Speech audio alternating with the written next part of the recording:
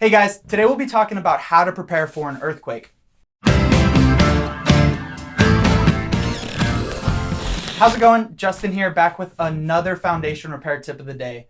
Today we're going to be talking about the 4 steps in preparing for an earthquake. We're going to jump right into it. So step 1 would be to secure your living or working spaces. You'll want to identify any hazards or secure any big movable items. This could be things like bookshelves or that old TV you have sitting precariously on the edge of your dresser.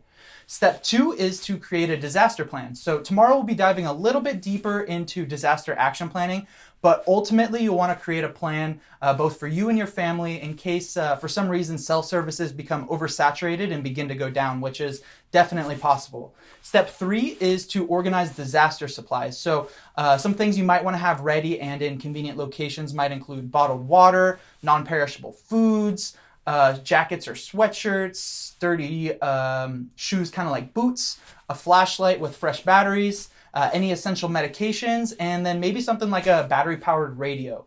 Step 4 is to minimize possible financial hardship. So this might include things like organizing all of your important documents together so that they're both protected and easy to grab. Another way to minimize hardships could be to strengthen your property by retrofitting your raised foundation for seismic activity. And lastly, you can consider things like earthquake insurance. So I know we went over these pretty quick, but to summarize, the 4 steps in preparing for an earthquake are securing your living spaces, creating a disaster action plan, organizing disaster supplies, and minimizing possible financial hardships.